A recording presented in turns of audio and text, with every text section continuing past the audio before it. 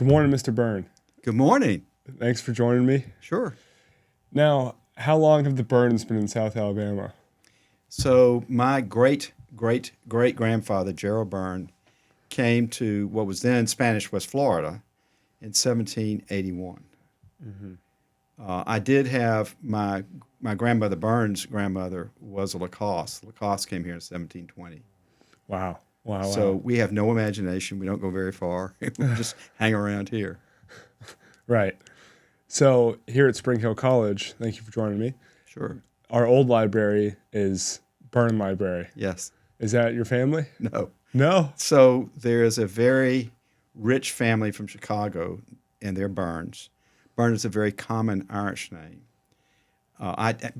It's Thomas D. Byrne, used to be the library. Mm-hmm. My uncle is Thomas D. Byrne, but it's not us. I met the heir of that family who's actually on the board at Spring Hill. And he terrifically nice guy. And I told him I always wanted to meet the rich Byrnes. He said, well, we're not so rich anymore. But they were rich enough at one time, obviously. Yeah, that's a beautiful building. Yeah, it is a beautiful building. I want to talk about your background in education and some of the work you've done. So you're on the state of Alabama's Board of Education? Yeah, in Alabama, the Board of Education at the state level is an elected position.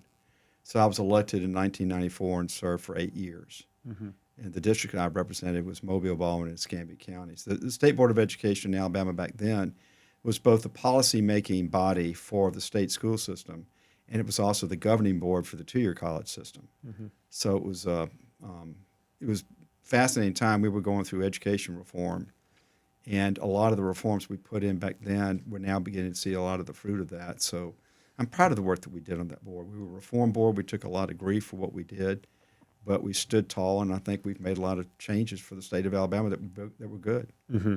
And why did you think to run for that position? I got involved with public education as a volunteer with the Mobile Chamber of Commerce. And one thing led to another, and the person that had been representing this district on the board, a guy named John Tyson, who went on to be our DA, retired, and a lot of people said, you know, you've spent so much time on this stuff as a volunteer for the chamber, you ought to run for the position.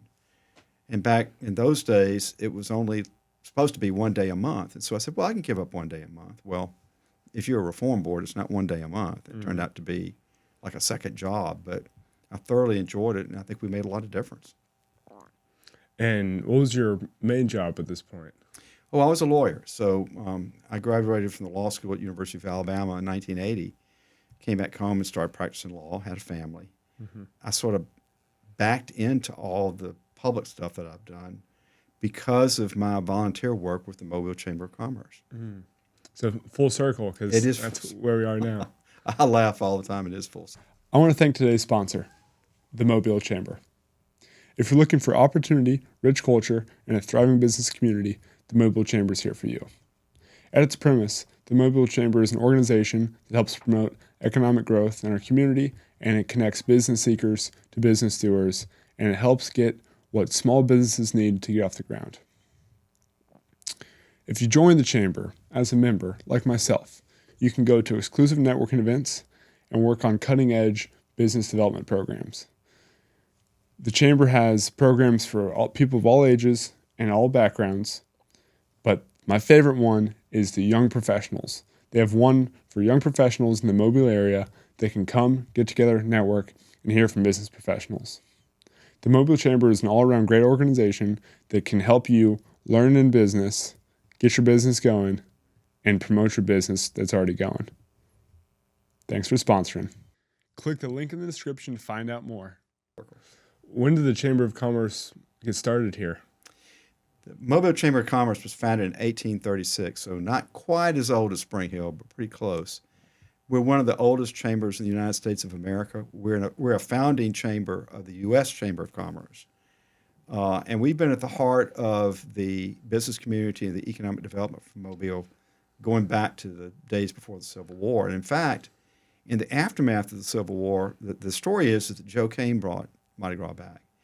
And in the initial instance, he did, but it was the Mobile Chamber which pushed it because they wanted to bring more people to Mobile to stay in our hotels, eat in our restaurants, shop in our stores.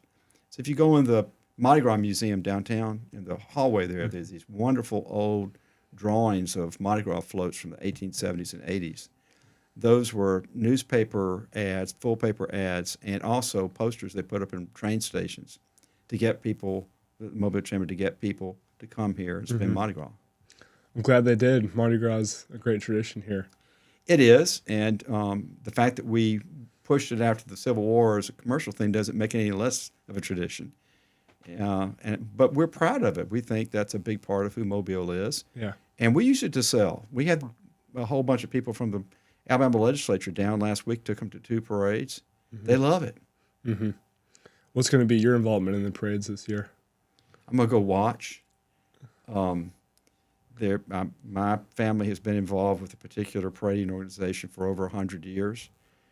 I'm a little on the old side for doing that sort of thing, but I go and watch, and I watch my sons. And I'm very proud of all that we are doing in Mardi Gras here. I think Mardi Gras in Mobile is so much better than New Orleans. Now, my New Orleans friends would argue with me, and I understand that. We're much more of a family-friendly Mardi Gras than New Orleans is. And talk about traditions. You have families that go back with being involved with the Corps and being involved with one of these Mardi Gras organizations, kind of like my family, over 100 years. So I think it's cool. And you know, I have people from out of town say, well, what's the meaning of Mardi Gras? I said, there is no meaning to Mardi Gras. It's just fun. It happens to overlay on top of a Christian season called Epiphany, but it doesn't mean it's a religious thing. It's not. Now, the day after Mardi Gras is Ash Wednesday. It's Lent. We take that seriously. But up until Lent, we're going to have fun. I'm going to a ball this Saturday. First ball I've been to. Any advice? The Mystics of Time, I'm assuming. Yeah. They're actually having it at their den because they can't use the Civic Center this year because it doesn't exist anymore. Wonderful organization. Probably my favorite nighttime parade with the dragons. Any Mardi Gras ball, whether it's them or these other organizations, it's a white tie affair. So you will have on white tie and tails, and your date will have on a long dress. They have a tableau at the beginning, and then the party starts after that. And the MOTs are famous for having a lot of fun. So I would get a lot of rest before it. Okay. I would make sure that you've had a good meal before you get there. And, you know, go with whatever your time clock is. The first time I went to the MOT ball, when I was probably just a little bit older than you are, I remember we didn't get home till about 1:30 or 2 in the morning. Now, there's no way I could stay up till 1:30 or 2 in the morning. But when you're your age, you can handle it. Just go with your body clock. Yeah. Now, when you moved out of Mobile, when you're in D.C. as a congressman, did you miss the Mardi Gras traditions? How'd you cope with that? Not very well. Most of the times when I was in Washington, we were working, so I couldn't be home for Mardi Gras Day. But I might be home the weekend before that. But, you know, you're so into it when you're in Congress that you don't think about things like that. So I can't say that I missed it because I was too busy to miss it. But I always made sure people knew that I was from the birthplace of Mardi Gras. I gave king cakes to everybody in the leadership with a reminder of that. And that would always irk my friend Steve Scalise, who represents New Orleans, who's now the majority leader in the House, because he would always contest my position that Mobile was the birthplace of Mardi Gras. And he pointed out that the king cakes I sent were the Randazzo king cakes that were made in New Orleans. And I said, I fully admit y'all have better king cakes than we do, but we are the birthplace of Mardi Gras. You can't argue that. Steve's nephew, Alex, goes here. Really? Yeah, he's one of my good buddies. Well, Steve and I are very close. I was worried as I could be when he was shot several years ago. People don't know that, but he spends a lot of time over here. He's has a friend that has a place in Orange Beach, so he's often in Orange Beach. And he's one of my biggest allies on making sure the federal government does what we need to do to get a new bridge over Mobile Bay because he's been stuck in that traffic. So I did not know his nephew went here. That's great. Yeah. Next time I see him, I'm going, what's his name? Alex Wink. Alex Wink? Wink. Okay. Yeah. I'll bring that up with him. He's a senior like me, and he's looking to go to DC next year too, and he's already been there for internships. He's doing really well. Well, he's pretty well connected to Steve Scalise, is his uncle. Very well, yeah. Has your perception on the country changed since serving for it at a federal level? No. I'm a big believer in America. I've, student of history, student of government, served in government. I strongly believe in our system. It's gone through a lot of changes. The fact that it goes through changes doesn't mean that we change fundamentally. We're a nation that's built on the concept of freedom, that you rise by your merit. And if we will maintain that freedom, if we will maintain that commitment to allowing people of merit to rise up, this country will continue to lead the world. I do think the government's gotten too big. And when the government gets too big, that impinges on our private freedoms. And I applaud the effort that's going on right now to reduce the size of government. I may not applaud every little thing that they're doing, but the overall effort to shrink the government so that the American people can continue to rise up. I mean, I'm the first person in my family to go to college. And I treasure the fact that we are a country that somebody like me could go to college and then just strike out in life and make something of himself. And so we need to continue that. Mm-hmm. A lot of people say, oh, America's best days are behind us. I don't believe that for 1 second. Mm-mm. This country is in a great spot. We continue to lead the world, and we will continue to lead the world. And I know some people around the world and other countries are being critical of us right now. They're always critical of us. But, just ask Nick Saban. When you're the leader, they're always critical of you. That doesn't mean you're not the leader. And I like being the leader. My father fought in World War II. All of my uncles fought in World War II. And my Uncle Jack was lost at sea. I mean, we've paid a dear price to be where we are, and we should cherish it and make sure that people your age get to have the same benefits that my generation had. Completely. I feel like my generation, we think that we're just allotted those freedoms and all the privileges that the past Americans have fought for. Do you think there will come a time when my generation has to pay for them too? You'll have to pay for it. I mean, every generation has to earn it. Mm-hmm. It doesn't mean you have to fight in a war. But every generation has to earn its place in the great American dream. My father and his generation lived through the Great Depression and then fought in the war. And so they were steeled. They were steeled people. But they transmitted to my generation, I'm a boomer, the understanding that, okay, you owe something to your country. Your country doesn't just owe you something. You owe something to your country. President Kennedy said it best. Ask not what your country can do for you. Ask what you can do for your country. Mm-hmm. I think that would be a good motto for all of us to have. I agree. So being in Congress, how did you go about building meaningful connections with your constituents? There's no better way to do that than to be out there in person. So I did more town halls than anybody else in Congress. I did them everywhere. Small places, big places, didn't matter. Places that voted for me and places that didn't vote for me. Because I thought it was important to be present physically, for people to be able to talk directly with me, to ask me questions, to give me their viewpoints on things. I not only did that, but if I had an opportunity to speak to a group, to visit a school, I came out to Spring Hill, half a dozen times. Mm-hmm. I took every opportunity I could to interact with people personally. And maybe it's because I'm an extrovert, but I loved it.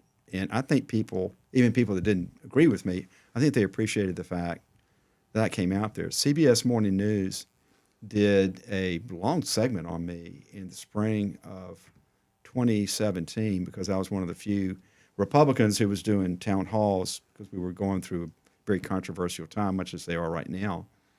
And I think they were surprised. I think CBS News was surprised, not at my being willing to do it so much as it was that the people came out were so respectful, even the people that disagreed with me. So I just tried to make myself present. I can never forget one time I was in Walmart, and this man came up to me and said, I never thought I would see a congressman in Walmart. And I told him, I said, well, if I need something from Walmart, nobody's going to get it for me. I got to go get it myself. And oh, by the way, I get to talk to people like you. I also met, one of my favorite stories is I had to go to the dump one time to throw some stuff away.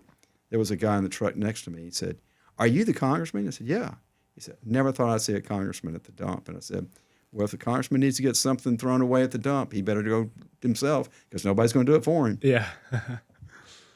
We took a selfie, by the way. Nice. That's what I think's so cool. I've been on Spiro's campaign doing things, and you'll be walking in public, and then you'll look and talk to someone that's not expecting a conversation. Right. And it's just like it's nothing off your plate, and it goes a lot further with them. I think it's so special. Well, when you're in public life, the public thinks, not inappropriately, that they have a right to come up and talk to you. Mm-hmm. So it was not unusual at all for me to be at a store, in a restaurant, at Mardi Gras, and people would come up and say, are you Bradley Byrne? I would say yes, and say, can I ask you a question? Well, of course. And it used to drive my children, who are now adults, crazy, but that sort of chance interaction is very valuable. Mm-hmm. I had people that did polls for me and all that, but I had a pretty good finger on the pulse of this district because I made myself available, and I thought it was a compliment when they would come talk to me. They felt comfortable enough they would come up and talk to me. I thought it was great. Yeah. So do you like the fame of being recognized and, looked at in public? I don't know about if I put it that way. I liked the fact that people knew me and felt comfortable enough, even if they never met me before, they would come up and talk to me.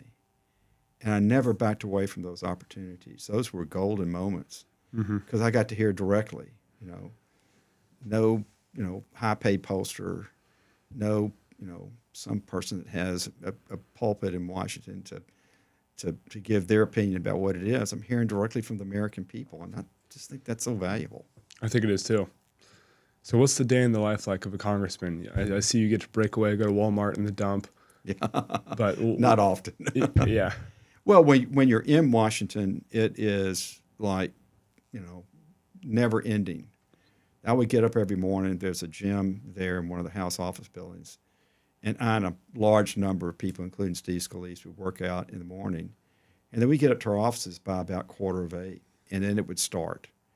And it would not let up ever until I got back to my little old, scrawny little apartment, usually about 9:30 or 10. And some nights later than that because I was on the Rules Committee, and the Rules Committee sometimes has late meetings. But you're either talking to constituents who come up to see you in Washington, or you're in committee, or you're on the floor voting, or you're meeting with somebody in the leadership to try to advance a bill or an amendment. And even when you're having meals with people, it's business meals. Mm-hmm. Okay? We're talking about, like, the farmers would come up to see me, and I'd have lunch with the farmers from my district, or I would have student groups that would come up to see me, and I always made time for student groups. So you just, every moment's filled. When you're in the district, it's a little less intense, but not much less intense, because the people in the district wanted to see you when you were home. They wanted to meet with you about issues that they cared about. Sometimes it was personal stuff. People would come to me and say, I need your help. I can't get something from the VA, or I can't get something from Social Security. And we took that constituent services very seriously. That was a tradition for the congressman from this district going back to Frank Boykin and Jack Edwards. And so we always had strong constituent work here. And I inherited that. I kept all the people that my predecessor, Joe Bonner, had in the district office. And they did a terrific job. And two of them are now working for Shamari Figures, which I'm very proud of that they're there. Mm-hmm. By the way, I'm very pleased with the job that Shamari is doing. He's a Democrat, I'm a Republican, okay. That's okay. And he's not always going to vote the way I want. But the way he's approaching it, the way he's handling himself, I'm very proud of Shamori and what he's doing. Mm-hmm. I sent a request to him to come on the podcast. Well, the next time I see him, I'll encourage him. Thank you. Yeah. How do you think the mayoral election here in Mobile can contact their constituents? Like, do you have any advice to them? Yes, I think they need to get out there in person. And there are many, many different ways to do that. There are all sorts of civic groups and some social groups that they could do it with. And one of the traditional ways of doing it down here is churches. Yeah. Believe it or not, you can meet a lot of people in churches. So I've encouraged a lot of the candidates I've talked to get out there, talk to the people of Mobile. I'm hearing a consistent theme from people around the city of Mobile. They think that we've made a lot of progress in the last 10 years, and they don't want to go back. They want to go forward. So the candidates need to be speaking to their vision for the future of Mobile. And if they articulate it in the right way, if it's going forward, I think the people are going to respond to that. I say all the time, this is the golden age of Mobile. It's not the middle or the end of the golden age, it's the beginning of the golden age. I mean, our container port is the fastest growing container port in the country. At the end of this year, when we complete this third final assembly line for Airbus, we'll be the fourth largest producer of commercial aircraft in the world. We have three outstanding institutions of higher education: Spring Hill, University of Mobile, University of South Alabama. We have a medical school. We have a cancer research center. We're in the process of going through a period of time where we'll build 50 million square feet of warehouse space. And warehouses aren't inert buildings. There are all sorts of people that work in them and around them. So the future for Mobile has never been this bright. And if we pick the right leader going forward, it will continue to be bright. It will continue to be very bright. I agree. It's so exciting to hear all the things going on and also see them. But that's what I feel like the trap could be is right now it just sounds good and it feels good because we've been doing so good. But it cannot be continued in the next administration depending on who becomes mayor. We could go backwards. Right. And there's a lot riding on this election. The chamber can't take a position on who it should be. That's not appropriate for us. We're on contract with the city and the county to do economic development for this area. Mm-hmm. So we have to be neutral in the election. But we're not going to be neutral about the issues, and we're not going to be neutral about the importance of it. So we will do questionnaires to the candidates. Once we get down, it'll be a runoff because there's so many people running. Yeah. Once it gets down to runoff, we'll sponsor a debate just like we did with the congressional race. And we're going to give the people of Mobile an opportunity to hear the candidates respond to the questions that we think are so important to our future. I look forward to that. Yeah, me too. So the Chamber of Commerce, who can become a member? Anybody can become a member. You don't have to be a business. We have some nonprofits. Spring Hill College is a member, by the way, a very important member, one of our board of advisors. So anybody can become a member. And what I tell people all the time, your membership in the chamber is really only worth what you put into it. We've got a gazillion things going on. I mean, every week we've got a lot of stuff going on. But if you're not taking advantage of those things we have going on, then the value of your chamber membership is lost. We had a great meeting yesterday with a man named Bob Baumhauer, who has Dolphin's Restaurant, Baumhauer's Restaurants, a longtime friend of mine and a really good businessman. And we were talking with him about how he could get more out of his membership in the chamber. And it's going to be different for different people, but the ability for us to tailor what his membership means for him so that it provides value back to him and his business, that's very important. What it's going to mean for him may be different for somebody else.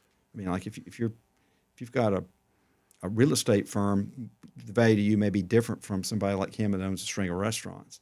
So we try to work with every member to make sure we're providing value to their business, or if they're not a business, to their college or to their nonprofit or whatever it is they've got. Which one of his restaurants is your favorite? Well, because I work downtown, Dolphin's is my favorite. Yeah. But yes, I have been to the Baumhauer's restaurants on both sides of the bay, and yes, I've eaten my share of wings. Nice. Yeah. Nice. What creative solutions is the chamber working on at this moment?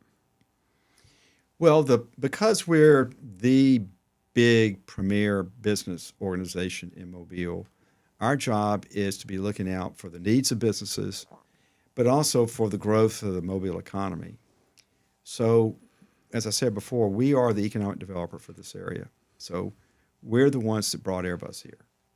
I wasn't working for the chamber at the time, but I was around and I saw it happen. We're the ones that brought Austal here. We're the ones that are bringing Airbus suppliers here. So it's our job to do what we need to do to get these businesses to come here and existing businesses to expand. Mm-hmm. And there are a couple of things that we do to help with that. One is we provide economic development incentives for them. We help them find their sites. If they've got a particular problem with, say, utilities, we work with them on the utility needs. And we're very, very aggressive. Our economic developer is a guy named David Rogers, who's 33 years old, and last year was named one of the top 50 economic developers in North America. So Dang. Young talent, but really, really high-end talent. There are also some interesting things we have to do to support all that. The number one of our big problems is workforce. You got to provide workforce. If you don't provide the workforce, it ain't going to happen. So the number one reason why an able-bodied adult in Alabama is not working is that they do not have a car. They don't have a way to get to and from work. So we created a new program called MOGO. You may see these little MOGO cars going around. That's a chamber program. It is to provide transportation to somebody who doesn't have a car so they get to and from work. So we came up with that. We have a community development department. One of the person that runs that is on our way back from a conference in Washington on childcare.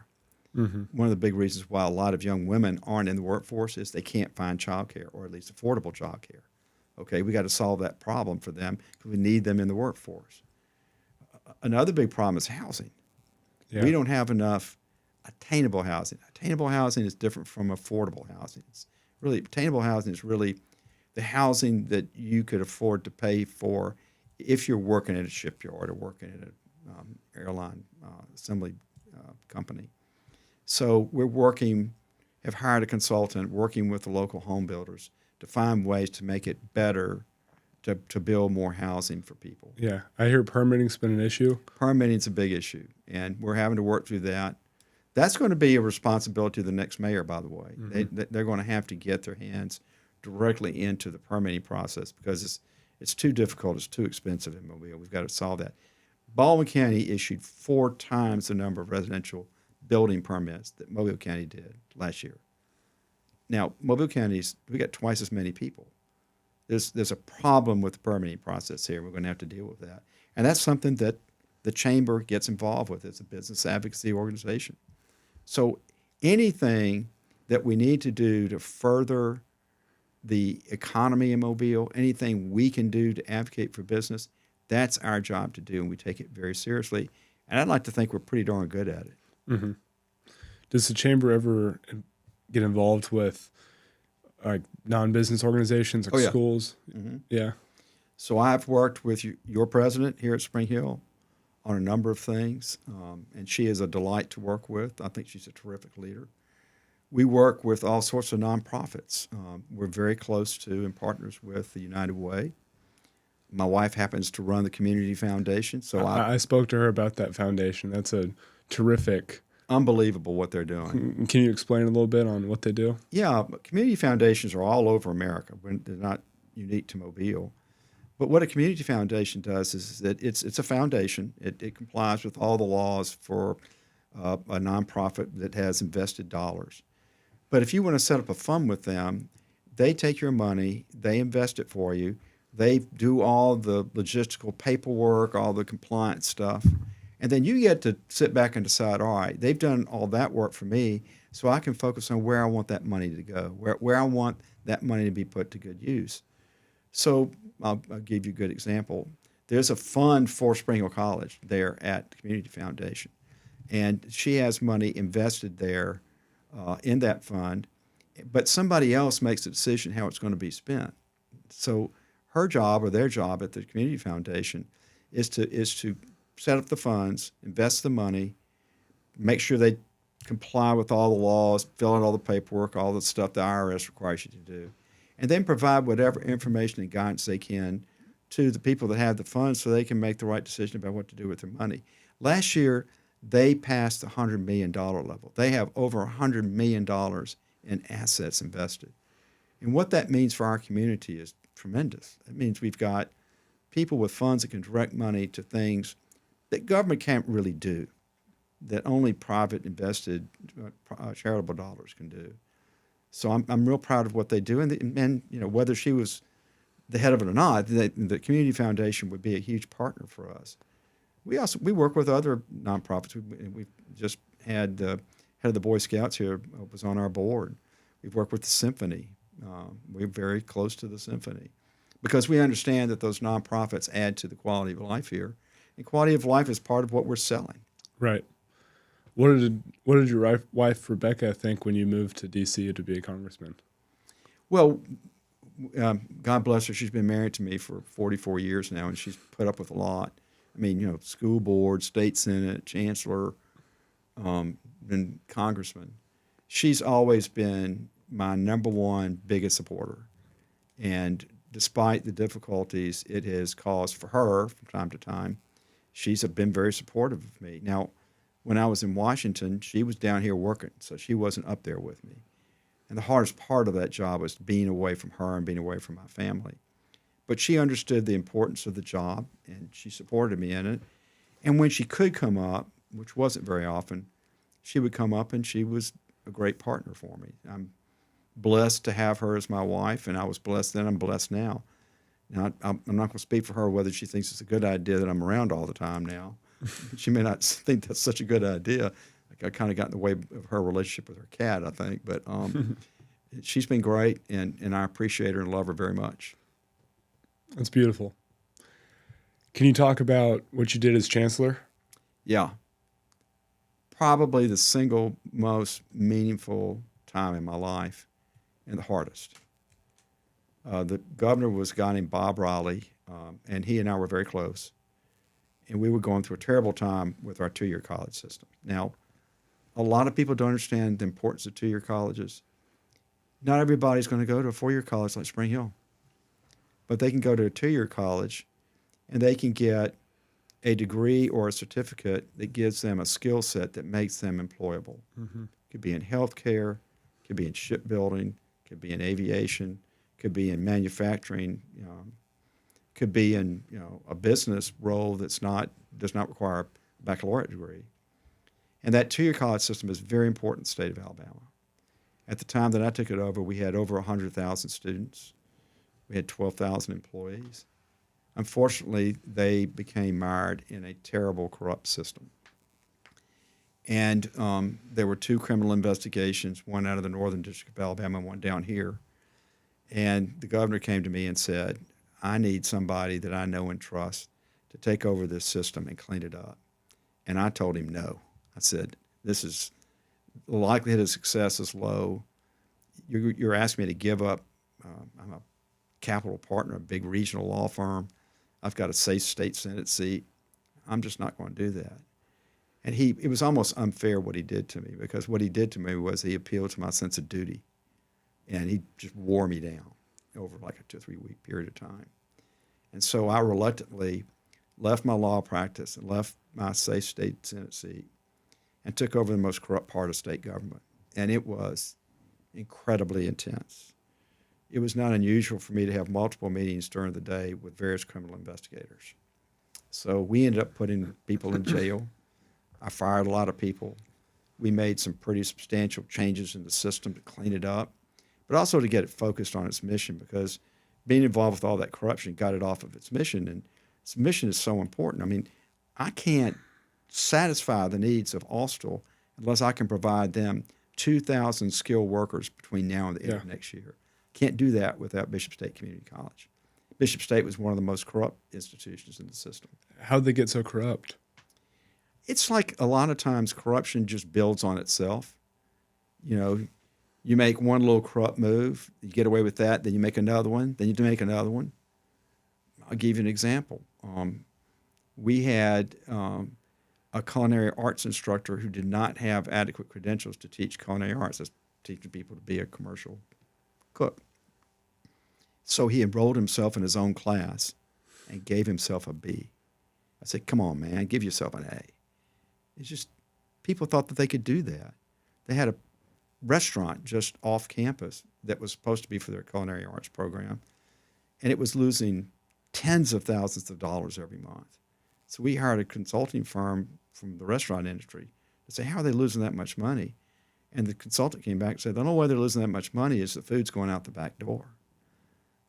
So we had to make substantial changes at Bishop State. But I can tell you today, Bishop State is one of the leading community colleges, not just in Alabama and the Southeast, with an incredible president, a man named Olivier Charles, who, by the way, is a Haitian immigrant and grew up in Mobile, but is one of the best leaders in higher education I have ever met. And we are so fortunate to have him. But if you don't clean up corruption, you don't get an Olivier Charles. Mm-hmm. And you don't get the incredible job he's doing out there. So we had to both clean up the corruption and then focus that system down on what its critical mission is. And I'm proud to say that we did that, and it hasn't gone back. The corruption is gone. It's been gone. But we went through, it was a terrible time, and we had a lot of opposition. And the legislature had lots of lawsuits. But, and I didn't think we were going to be successful. I thought, there's too many forces arrayed against me. But we were. And so I'm grateful for the opportunity to have done that. It was an intensely difficult period of time for me. But we did it. We turned things around. And in turning that system around, that was the beginning of getting rid of the corruption in state government in Alabama, because the community college system was at the heart of that corruption. Mm-hmm. Cleaning it up, pushed out the cleanup that occurred throughout state government. How long did it take? 2 years. Two incredibly intense years. Mm-hmm. And every day I wake up and think, well, all right, I don't think we can get it done today. And then we did. There were multiple bills filed in the legislature to stop us. I thought, gosh, they're going to get one of these through. We beat them all. We won all the lawsuits. It's only by the grace of God did all that happen. Mm-hmm. But I had an incredibly good team working with me. I had a great governor backing me up. And there were some courageous people in the legislature who stood up at difficult times to stand up for what we were doing. And it worked. It sure did work. Yeah. I have a question about D.C. I saw a picture of you in the White House. Yeah. What is that like, being in the White House? It's really cool. I would go to the White House for various things, but being there when you actually know people who work for the president, where you walk in the door and you're just not a tourist, you're there getting things done, and being in a meeting in that conference room right off the Oval Office, and the president gets up and says, hey, come back in here and let's talk for a second. You walk in the Oval Office, and it's just you and the president of the United States. That happened to you? Yeah. I was President Trump's sponsor in the House for his education reform bill. And we had a meeting of the other people involved with it in that conference room, I forgot what they call it, right off the Oval Office. And we had the press in there, which was kind of a crazy show when the press is in there. When we got finished with that, he says, I got a couple of things I need to talk to you about. So we walked in the Oval Office, and he closed the door. It's just me and the President of the United States. Now, how cool is that? What were those things y'all talked about? Education reform things. And he just wanted to sort of get my pulse about just some of the politics that were going on in the House. President Trump is very fond of Mobile. And it wasn't me so much. He just loves Mobile for all the right reasons. So I had a great relationship with him there. I got to go to the White House for some other cool things. So I spent a semester here at Spring Hill, but then I went on to Duke and graduated from Duke. While I was in Congress, Duke won the national championship in basketball. Mm-hmm. And they invited the team to the president to give them stuff. I've forgotten what they did. So I got to be there when the team came in. That's cool. And there's Mike Krzyzewski and these great basketball players. That was fun. And then every year, and this was true when President Obama was president and when President Trump was there, the president throws a Christmas party at the White House for members of Congress and their spouses. And it's a black tie affair. The Marine Band's playing up there on the second floor. So we mentioned black tie and white tie. What's the difference? Black tie is a tuxedo, so you don't have. So a white tie is white tie and tails. It's the formal coat that's kind of like a waistcoat. Then the back of it is tails. Okay. A tuxedo is like a regular suit jacket, but it's a special suit jacket that's black. And you have a black tie that goes with it. Except at Christmas time, I wore a Christmas bow tie and a Christmas cummerbund. And Rebecca and I would go to the White House for those parties, whether it was President Obama or President Trump, didn't matter. And it was just such, and the way they decorate the White House at Christmas time was amazing. To be there for that was fun. But the most meaningful time in the White House was when you were there for work and when you were discussing pretty high-level policy stuff. And I was always honored. I was honored when President Obama's administration would invite me over there. I was always honored to be there. It's a great place. Mm-hmm. What are the conversations like that go on at those parties?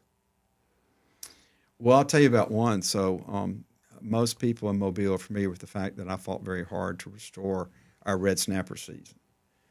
And that falls under an agency called the National Marine Fisheries Services that's under a sub-department called NOAA, National Oceanic and Atmospheric Administration, that's under the Department of Commerce. So President Trump gets elected. He's got a new Secretary of Commerce. And bless his heart, I'm wearing that man out over the snappers. And we finally got a solution. And the Christmas following that, we're at the White House Christmas party. My wife is with me. And I introduced her to the Secretary of Commerce. And he turns to my wife and he says, "Have you ever known that your husband is incredibly stubborn?" She says, "Absolutely, I know that he's stubborn." So, I mean, most of the time it's just social chit-chat. But every now and then you're there talking to somebody who's got in position of very important responsibility, and you use that social occasion to make your point. Yeah. Yeah. Yeah. Okay, my final question is, what can young professionals like myself do for Mobile? Well, a couple of things. First and foremost, stay here. Don't go. We're in a golden age. There's an opportunity for every young person in Mobile. There's a job here for you, but it's more than a job. It's a career. It's a lifetime. And you get to be here at the beginning stage of this incredible golden age. I mean, people your age are going to see things, are going to experience things that were unthinkable even just 10 years ago. So number one, stay here. Find your groove and get into it. And secondly, about that getting in the groove, understand that your community is only what you make of it. So we have a young professionals organization at the Chamber, a very active group of young people. They had a great Mardi Gras parade party a couple of weeks ago. And we love having them. They do wonderful things. But it's more than just what they do. It's the fact that they're creating those relationships. And they will assume their positions of leadership. I'm 70 years old. My time's running out here pretty quick. We need young people to become the leaders that will lead this area forward in the future. I got involved in all this community stuff through the Chamber. I was a young guy. I was, do my math here, 32, 33 years old. Former Congressman Jack Edwards was the chairman of the board. Jack called me. I didn't know he even knew who I was. He said, "Bradley, I want you to get involved." Not knowing what the heck that meant, I said yes. I mean, how do you say no to Jack Edwards? And it's meant everything to me that I've done that. And I've been one of the many people who's helped get Mobile to the point where we are now. Well, you and your generation will take it from where we've left it, and y'all have got the opportunity to shoot off into the universe. I mean, y'all have got the opportunity to make Mobile one of the centers of aviation excellence in the world. Mm-hmm. Y'all have got the ability to make Mobile a true center of excellence in shipbuilding, particularly for the Navy and the Coast Guard. Y'all are going to have the opportunity to take Mobile into some higher tech areas that we're presently not in, particularly in biosciences. Y'all are going to have the opportunity to build on what's happening in the logistics and warehousing to make us like Savannah, one of the leaders in that regard. Y'all are going to have the ability to take our port, which is in 3 months will be the deepest port in the Gulf of Mexico, and make it not just the fastest growing container port in the nation, but one of the largest ports, period, in the nation. In the Gulf of Mexico or the Gulf of America? Gulf of America, you're right. I always call it the Gulf. I've never said the Gulf of Mexico that much, but it's the Gulf of America. I mean, the fact that we're going to be deeper than Houston, the fact that we already are bigger at our port than Tampa and New Orleans, the future for that port is incredibly bright. Mm-hmm. And putting that all together to build a quality of life here. I mean, in 2 years, you're going to have a new civic center downtown that's basically being run by Live Nation, the largest event company in the world, that can bring anybody here. Anybody here. We'll have the hockey team back. We've got a soccer league talking to us. We're starting a river walk down on the waterfront. We're going to have Brooklyn by the Bay out there at Brooklyn, where you'll have a multi-100-acre park on Mobile Bay for everybody to use. The fact that you can take all of this and put it together and have a quality of life that's going to be truly second to none, not just in the South, but throughout the nation. People from all over this country are going to say, I want to go check out Mobile. And you'll have the opportunity to be there and be a part of that. I don't regret that, we had to do what we had to do when I first started out as a young 32-year-old, 33-year-old. I'm proud of what we built up. But I know that what your generation has, what you'll be able to make out of it, is truly exceptional. And I'm excited about that. I may be watching it from the side from a wheelchair, but that's okay. Mm-hmm. I'm truly excited to see it too. And thank you for sharing that vision with me. I can picture it, and that river walk really, or bay walk, really excites me. Yeah, there's a guy named Philip Burton that has his own relationship with Spring Hill College. This is Philip's vision, and we're just sort of, riffing off his vision. And I think you're going to see a lot of cool things happen with that. So a lot more to come. And I left out, we're renewing Amtrak service between here and New Orleans. And what I'm excited about that is not people going from Mobile to New Orleans. My excitement is people from New Orleans coming to Mobile. That's cool. Right, it is. Well, thank you so much for coming on. Sure. Good Thank to you, see Mr. you. Byrne. Yeah, thank yes, sir. I would like to personally thank everyone who tuned into this episode of the SHC Division of Business Podcast. Our aim is to give young professionals insight into their desired field or potential job of choice. If you gain anything from this, or have any compassion whatsoever, please share with someone you see fit.